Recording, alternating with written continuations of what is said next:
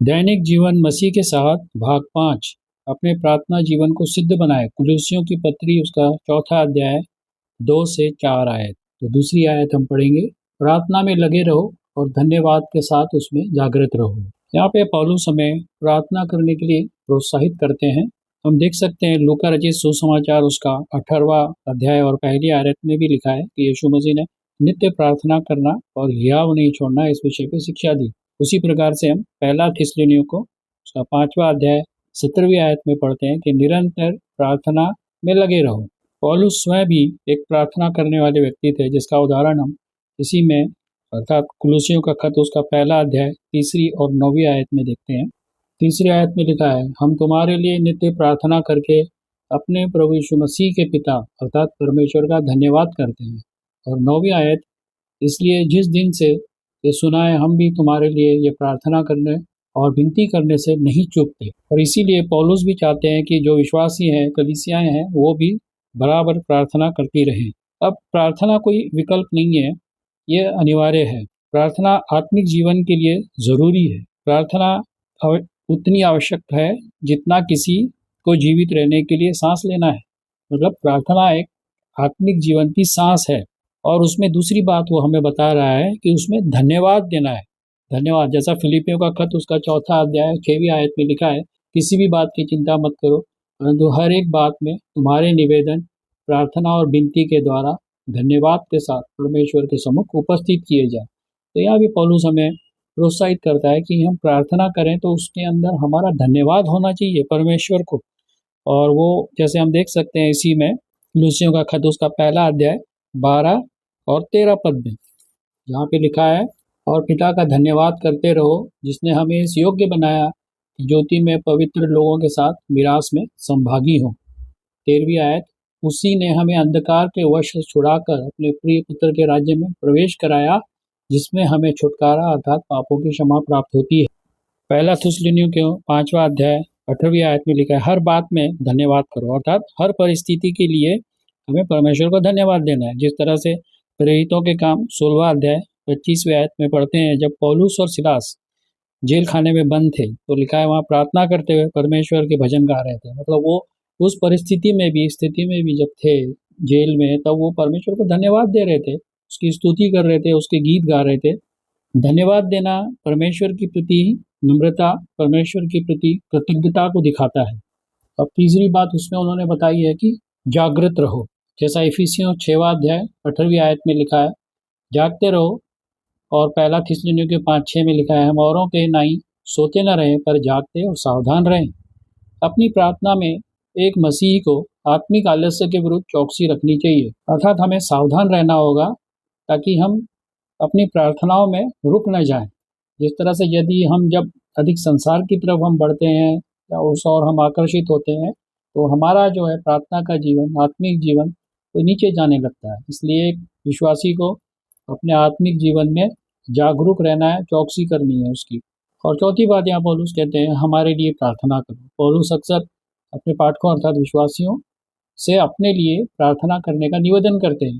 जैसा रोमियो उसका 15वां अध्याय 30वीं आयत में लिखा है, मैं तुमसे विनती करता हूँ कि मेरे लिए परमेश्वर से प्रार्थना करो। फिर इफिसियों 6:19 में मेरे लिए भी, फिर पहला थिस्सलुनीयों के 5:25 में भी वो कहते हैं कि मेरे लिए प्रार्थना करो।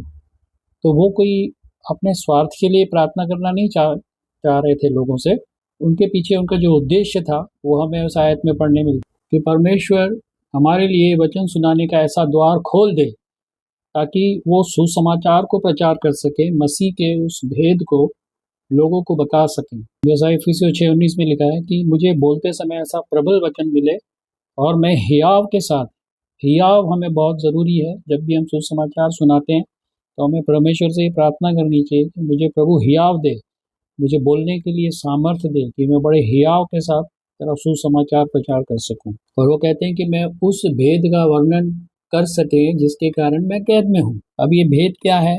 भेद वो है अर्थात मसीह में अन्य जाति और यहूदी उसकी देह में समान उत्तराधिकारी होंगे विश्वास के द्वारा। मतलब ये एक भेद था कि जो यहूदी हैं और जो अन्य जाति वो दोनों बॉडी ऑफ क्राइस्ट में, दोनों मसीह की देह में अर्थात कलीसिया में समान उत्तराधिकारी होंगे। जो एक भेद था जिसे परमेश्वर ने अपने प्रेरितों और भविष्यवक्ताओं पर प्रकट किया नए नियम में। और वो कहते हैं जिसके कारण मैं कैद में हूँ। पौलुस इफिसियों 6:19 में कहते हैं मैं जंजीर से जकड़ा हुआ राजदूत हूँ। वो बंदीगृह में भी थे, पर अपनी भलाई की बात ये वो नहीं सोच रहे थे, परंतु वो मसीह के लिए अपनी गवाही के विषय में सोच रहा था। और चौथी आयत में लिखा है, और उसे ऐसा प्रकट करूं जैसा मुझे करना उचित। पौलुस यीशु मसीह के सुसमाचार में मिलावट के सख्त विरुद्ध थे, जैसा कि दूसरा कुरिन्थियों उसका 2 अध्याय 17वीं आयत में लिखा है, क्योंकि हम उन बहुतों के समान नहीं जो परमेश्वर के वचन में मिलावट करते हैं, परंतु मन की सच्चाई से और परमेश्वर की ओर से परमेश्वर को उपस्थित जानकर मसीह में बोलते हैं। उस समय में ही लोग जो थे सुसमाचार को मिलावट करके, जैसे हम गलातियों में देखते हैं कि वो कह रहे थे कि उद्धार के लिए तुम्हें खतना कराने की भी ज़रूरत है, तो मतलब वो सुसमाचार में कुछ जोड़ रहे थे। तो वहाँ पे भी पौलुस कहते हैं कि अगर कोई जो सुसमाचार मैंने तुमको सुनाया यदि उसको छोड़कर कोई सुनाता है तो वो शापित है, क्योंकि ये सुसमाचार पौलुस कहते हैं मुझे न मनुष्य से मैंने सीखा, ये मुझे सीधे परमेश्वर से अर्थात यीशु मसीह से उस प्रकाशन के द्वारा मिला जब वो दमिश्क के मार्ग पे आ रहे थे। और यीशु मसीह ने कहा था कि तुझे मैं अन्य जातियों के लिए प्रेरित नियुक्त करता हूँ और तुझे मेरे लिए दुख उठाना भी होगा। तो पौलुस जो है 1 कुरिन्थियों 15 अध्याय 1 से लेकर 4 तक उस सुसमाचार को बताते हैं। हे भाइयों, मैं तुम्हें वही सुसमाचार बताता हूँ जो पहले सुना चुका हूँ, जिसे तुमने अंगीकार भी किया था, जिसमें तुम स्थिर भी हो, उसी के द्वारा तुम्हारा उद्धार भी होता है। यदि उस सुसमाचार को जो मैंने तुम्हें सुनाया था स्मरण रखते हो, तो नहीं तो तुम्हारा विश्वास करना व्यर्थ हुआ। इसी कारण मैंने सबसे पहले तुम्हें वही बात पहुंचा दी जो मुझे पहुंची थी कि पवित्र शास्त्र के वचन के अनुसार यीशु मसीह हमारे पापों के लिए मर गया और गाड़ा गया और पवित्र शास्त्र के अनुसार तीसरे दिन जी भी उठा। तो ये है असली सुसमाचार, या हम कहें शुद्ध सुसमाचार। आज भी जब हम वर्तमान में देखते हैं तो कई लोग जो है सुसमाचार में मिलावट कर देते हैं। वो यीशु मसीह के सुसमाचार के साथ जो है चंगाइयों को जोड़ देते हैं कि ये सुसमाचार है, चंगाई करेगा प्रभु। इसमें कोई दो राय नहीं कि प्रभु में सामर्थ है और वो चंगा करता भी है, लेकिन वो सुसमाचार नहीं है चंगाई। और न तुम्हें सांसारिक आशीषें मिल जाएंगी, तुम्हारा घर बन जाएगा, तुम्हारी ज़मीन जायदाद हो जाएगी, तुम्हारा बिजनेस बड़ा हो जाएगा, ये सांसारिक चीज़ें हैं। प्रभु यीशु मसीह का सुसमाचार सांसारिक चीज़ों के लिए नहीं था, वो हमारे आत्मा के उद्धार के लिए और अनंत काल के लिए जीवन के लिए था। तो पौलुस यहाँ बता रहे हैं इस सुसमाचार में कि ये अनंत काल का सुसमाचार है, तो ये शुद्ध सुसमाचार है, आज की तरह मिलावट वाला सुसमाचार नहीं। तो इनमें इस भाग में हमने कुछ बातें देखी। पहली हमने देखी प्रार्थना के विषय कि हमें प्रार्थना करनी है। दूसरा हमने देखा कि हमें धन्यवाद देना चाहिए कि प्रभु यीशु मसीह ने हमारा उद्धार किया। तीसरी बात, हमें जागृत रहना चाहिए अपने प्रार्थना के जीवन के लिए, हमें आलस नहीं करना चाहिए, हमें सावधान रहना चाहिए कि हमारी प्रार्थना का जीवन ये संसार हमें आकर्षित करके प्रभावित न करे। और चौथी बात, पौलुस कहते हैं हमारे लिए प्रार्थना करो, अर्थात आज जो भी वचन सुना रहे हैं सच्चाई से, हमें उनके लिए प्रार्थना करनी चाहिए ताकि उनके लिए द्वार खुलें और सुसमाचार लोगों तक पहुँचे। और पांचवी बात, जो कैद में हैं हमें उनके लिए भी प्रार्थना करनी चाहिए। पौलुस कहते हैं कि मैं कैद में हूँ, लेकिन मैं सुसमाचार के लिए कैद में हूँ, और वो उससे नहीं लज जाते हैं। और छठवीं बात, पौलुस कहते हैं ऐसा प्रकट करूं जैसा मुझे करना चाहिए, अर्थात सुसमाचार को हमें शुद्धता में, जो असली सुसमाचार है, जैसा 1 कुरिन्थियों 15 अध्याय 1 से 4 में हमें वो बताना है।